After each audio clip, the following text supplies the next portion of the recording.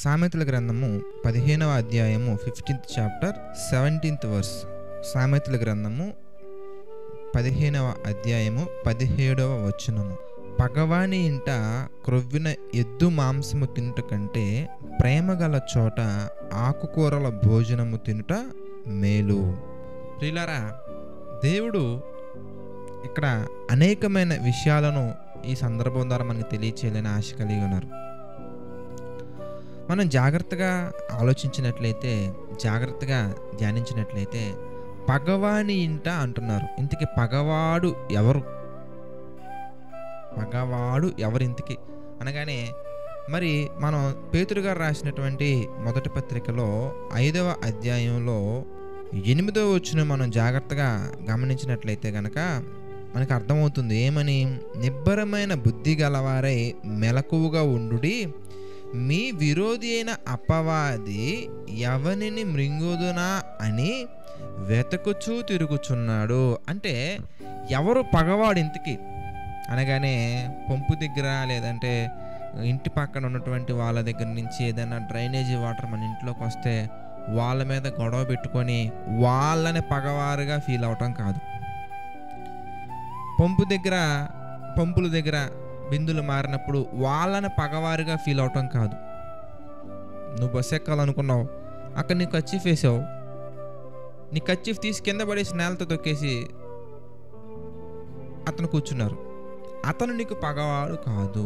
ఎందుకంటే మీ ఇంటి పక్కన ఉన్నటువంటి వ్యక్తిని అవ్వచ్చు, పంపు దగ్గర ఉన్నటువంటి వ్యక్తిని అవ్వచ్చు, బస్సులో ఉన్న వ్యక్తిని అవ్వచ్చు, వీరందరినీ కూడా గొడవకి రేపింది ఎవరో తెలుసా? అదిగో మీ విరోధి, మన విరోధి అయినటువంటి అపవాది. వీరందరూ కూడా వాడి చేత ప్రేరేపించబడుతున్నటువంటి వారే తప్ప, వాడి యొక్క ఉచ్చులలో చిక్కుకొని కోపానికి గురై నీ మీదకి గొడవకి వచ్చిన వారే తప్ప వారు మన శత్రువులు కారు. మన శత్రువులు ఎవరు ఇంటికి అనగానే ఆకాశ మండలమందున దురాత్మల సమూహములో.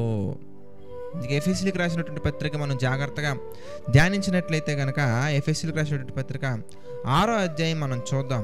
మనం 12వ వచనం మనం చూస్తే, ఏలయనగా మనము పోరాడునది శరీరులతో కాదు.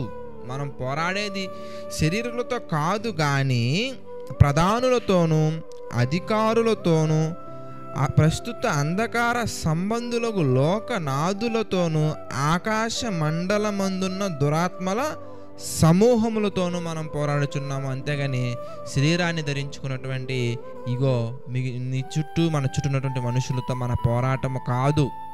కనుక ఎవరు మనకి పగవాడు అనగానే ఇదిగో అపవాది. అందుకే యోహాను సువార్త 8:44 కూడా మనం గమనించవచ్చు.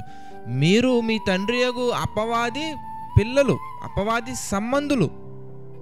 దేనికి అనగానే వాని యొక్క దురాశలు మీరు నెరవేర్చకోరుచున్నారు. దురాశ, నీది కానటువంటి స్థానాన్ని కోరుకోవటం దురాశ, నీది కానటువంటి వస్తువులను కోరుకోవటం దురాశ, నీకు కానటువంటి మనుషులను కోరుకోవటం దురాశ, నీకు సంబంధించినటువంటి వాటిని దేనినైనా నువ్వు కోరుకొని దాని నిమిత్తం ప్రయాసపడటమే దురాశ. ఇక దురాశ గర్భము ధరించి పాపమును కనగా పాపం పరిపక్వై మరణమును కనును. కనుక మనం దురాశ కలిగి మనం జీవిస్తే ఎక్కడికి వెళ్తామంటే నరకానికి మనం వెళ్ళిపోతాం. కనుక నరకానికి అర్హుడైనటువంటి ఆ సాతానుడు మనల్ని కూడా నరకానికి తీసుకెళ్ళటానికి మనలో ఎన్నో దురాశల్ని కలిగిస్తూ ఉంటాడు. రకరకాల దురాశలు నీ యొక్క స్థాయికి మించినటువంటి వస్తువులను కొనేలాగా నిన్ను ప్రేరేపిస్తూ ఉంటాడు.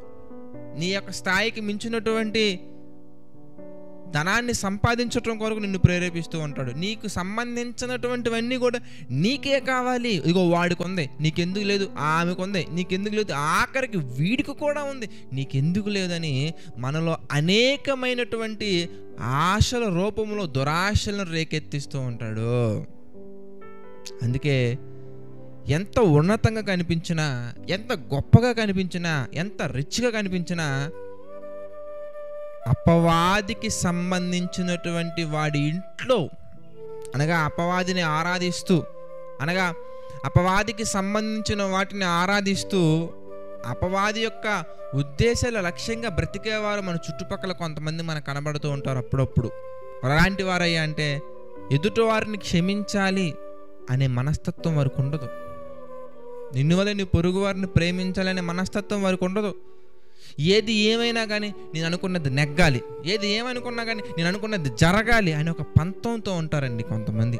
అలాంటి వారి ఇంట్లో నువ్వు గొప్పగా బ్రతకటం కంటే, గొప్పగా ఆతిథ్యం స్వీకరించటం కంటే ప్రేమ గల చోట, ప్రేమ అనగా ఎవరు? దేవుడు ప్రేమాస్వరూపి, ఆయన ప్రేమై ఉన్నారు. మనం యోహాను గారు రాసిన మొదటి పత్రిక 4వ అధ్యాయం అంతా మనం గమనించవచ్చు. దేవుడు ప్రేమాస్వరూపి, ఆయన ప్రేమై ఉన్నారు. 8వ వచనం.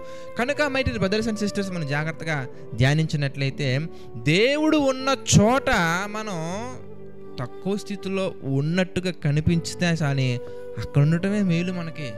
ఎందుకంటే ఇక్కడ తగ్గించే మనస్తత్వం మనం ఉండొచ్చేమో కానీ నిత్య జీవాన్ని మనం పొందుకుంటాము.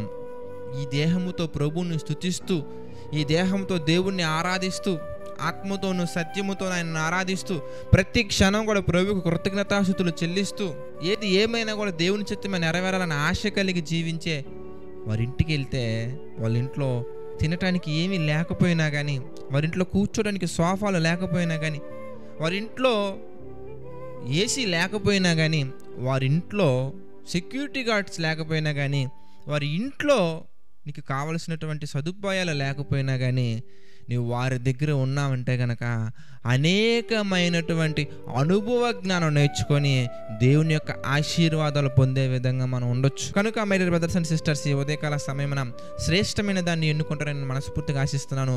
శ్రేష్టమైనవి వస్తువుల్లో కాదు, విశ్వాసంలో వెతకాలి. శ్రేష్టమైనవి పదార్థాలలో కాదు, పరిశుద్ధతలో వెతకాలి. శ్రేష్టమైనవి ఇచ్చే ఆతిథ్యంలో కాదు, దేవుని ఆశీర్వాదాలలో వెతకాలి. కనుక ప్రతి ఒక్కరూ కూడా మేలైన దాని కొరకు మనం వెతికి, సమాధానమును వెతికి వెంటాడి మనం దాన్ని వెనక వెళ్ళాలని మనస్ఫూర్తిగా కోరుకుంటూ ప్రార్థన చేసుకుందాం. ప్రార్థన. సకల ఆశీర్వాదములకు కారణభూతుడైన మా తండ్రి, పరిశుద్ధ మహోన్నత, అనేకమైన విషయాలు మాకు తెలియజేస్తూ మీ చిత్త ప్రకారం నడిపిస్తున్నందుకు కృతజ్ఞతాస్తుతులు చెల్లించుకుంటున్నాము తండ్రి. మమ్మల్ని దీవించారు, ఆశీర్వదించారు తండ్రి. అందుని బట్టి మీకే మహిమ, ఘనత, ప్రభావాలు చెల్లించుకుంటున్నాము తండ్రి. ప్రభా, మీకు మహిమకరంగా తండ్రి మేమందరం బ్రతకటానికి ఈ యొక్క మార్నింగ్ ప్రేయర్స్ ద్వారా తండ్రి మాకు అనేకమైన విషయాలు తెలియజేస్తున్నందుకు కృతజ్ఞతాస్తుతులు చెల్లించుకుంటున్నాను తండ్రి. తండ్రి మీకే మహిమ, ఘనత, ప్రభావాలు చెల్లించుకుంటున్నాం తండ్రి. తండ్రి ఆర్థిక, ఆరోగ్య, మానసిక సమస్యల్లో కృంగిపోతున్న ప్రతి ఒక్కరిని మీరు జ్ఞాపకం చేసుకోండి. ప్రతి ఒక్కరికి మీ కృప తోడుగా ఉంచి నడిపించండి, సహాయం చేయండి తండ్రి. ప్రతి ఒక్కరి పట్ల తండ్రి మీ ప్రేమ చూపించి నడిపించండి తండ్రి. మీ కొరకు బ్రతకటానికి అనేకమైన అవకాశాలు అందించండి. కృంగిన వారి హృదయాన్ని మా తండ్రి లేవనెత్తండి, స్థిరపరచండి. ప్రభు, ఈ యొక్క పరిచర్యకు, జేసీ చర్చ్ పరిచర్యకు మా తండ్రి ఎంతమంది అయితే ఆర్థికంగా సహకారంగా నిలబడుతున్నారు తండ్రి, వారిని అందరినీ మీరు జ్ఞాపకం చేసుకోండి. వారికి అందరికీ మీ కృప తోడుగా ఉంచి నడిపించండి, సహాయం చేయండి తండ్రి. దేవా మహోన్నత ప్రభు, మీ కొరకు ఇంకా తండ్రి నమ్మకంగా యథార్థంగా బ్రతకటానికి ప్రభు ప్రతి ఒక్కరికి తండ్రి అవకాశాలు మీ యొక్క చిత్త ప్రకారంగా అందించినట్లుగా తండ్రి ఈ పరిచయం ప్రభు బహుబలంగా వాడుకోండి, నడిపించండి, సహాయం చేయండి తండ్రి. అదేవిధంగా తండ్రి నమ్మకంగా యథార్థంగా పరిచయం చేసే సేవకులను, వారి కుటుంబాలు కూడా మా తండ్రి మీరు దీవించండి, ఆశీర్వదించండి. మీకు మహిమకరంగా తండ్రి ఇంకా ఎన్నో విషయాల ప్రభు వర్ధిల్లుతూ ముందుకు సాగుటకు సహాయం చేయండి తండ్రి. సమస్త మహిమ, ఘనత, ప్రభావాలు మీకే చెల్లించుకుంటూ ప్రతి ఒక్కటి కూడా తండ్రి మీ చిత్త ప్రకారంగా జరిగించమని వేడుకుంటూ మా ప్రభువును రక్షకుడైనటువంటి యేసుక్రీస్తు వారి పేరిట ఈ యొక్క ప్రార్థనను అడిగి వేడుకొనుచున్నాము తండ్రి. ఆమెన్. అందరికీ మన ప్రభువును రక్షకుడైన యేసుక్రీస్తు వారి పేరిట ప్రత్యేకమైన వందనాలు. God bless you all.